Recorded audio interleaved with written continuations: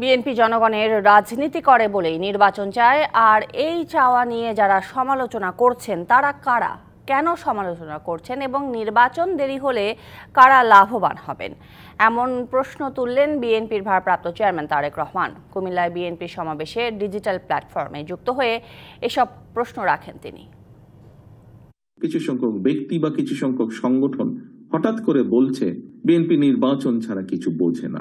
আমরা যদি ভোটের রাজনীতিতে বিশ্বাস করি, স্বাভাবিকভাবে আমরা ভোট বা নির্বাচন চাইব।